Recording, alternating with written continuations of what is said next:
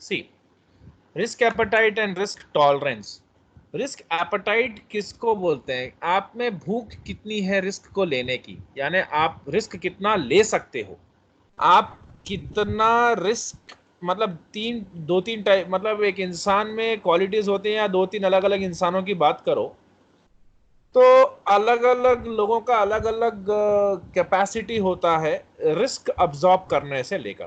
For example, some people are risk takers, some people are risk averse people, and some people are risk neutral.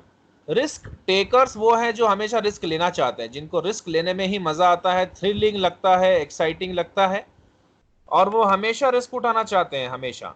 और दूसरे जो है वो मतलब risk takers को हम रिस्क सीकर्स भी बोल सकते हैं। दूसरे हैं रिस्क एवर्स, यानी जो रिस्क लेना नहीं चाहते।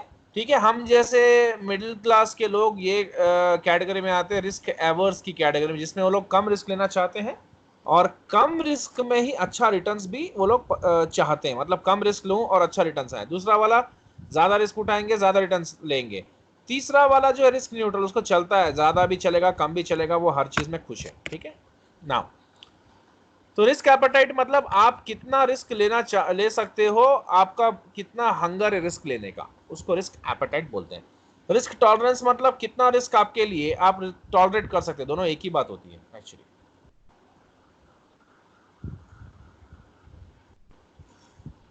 मैनेजिंग ऑपरेशन रिस्क मतलब ऑपरेशन रिस्क होता है, अगर आपकी कंपनी है, आपकी कंपनी में आपका एक पूरा सिस्टम चलता है, उसमें अगर कोई भी फेलियर हो गया तो वो ऑपरेशन रिस्क है। एक मशीन का ब्रेकडाउन हो गया तो वो ऑपरेशन रिस्क है, उसको भी मैनेज करके चलना पड़ता है।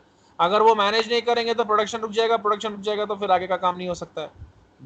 Prime activity, if there is a halt in the prime activity, then definitely it may impact or affect the entire organization's working.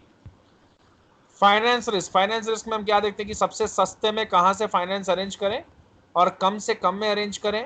और अगर फाइनेंशियल रिस्क कुछ है, जैसे फॉरवर्ड कॉन्ट्रैक्ट्स बनाना, फ्यूचर कॉन्ट्रैक्ट्स बनाना, अगर हमको एक्सचेंज रिस्क है, और नहीं तो क्रेडिट डिफॉल्ट स्वैप लेना, यानी क्रेडिट इंश्योरेंस ले लेना, अगर हमें लगता है कि कोई कस्टमर हमारा पैसा डुबा सकता है, तो इस तरीके से हम लोग अपने फाइनेंशियल रिस्क को भी मैनेज कर सकते हैं। ज़्यादा डिटेल में नहीं दिया है उसने, लेकिन कुछ कुछ जो एग्जांपल दिया है वो मैं आपके सामने डिस्कस कर चुका हूं। अब इसमें कुछ कुछ चीजें हैं, there are some things like swap और फॉरवर्ड कॉन्ट्रैक्ट्स, ये आप लोग मत करो, ये आप लोग को समझ में नहीं आएगा। अभी इसका जो चैप्टर है, मैं ये चैप्टर होने के बाद नेक्स्ट वही स्टार्ट करने वाला हूँ, पार्ट 2 के अंदर में बड़ा चैप्टर है, वो पूरा कवर अप करूंगा, तो आपको पूरा समझाऊंगा कि डेरिवेटिव्स क्या होते हैं, इनका पूरा डिटेल दूंगा मैं आपको। ठीक है?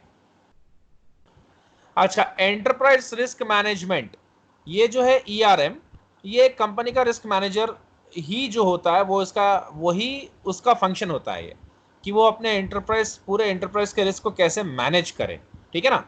सो कमिटी ऑफ स्पॉन्सरिंग ऑर्गेनाइजेशन कोसो provides the following definition for enterprise risk management. Enterprise risk management में पूरा वो जो अपन पूरा पढ़े ना,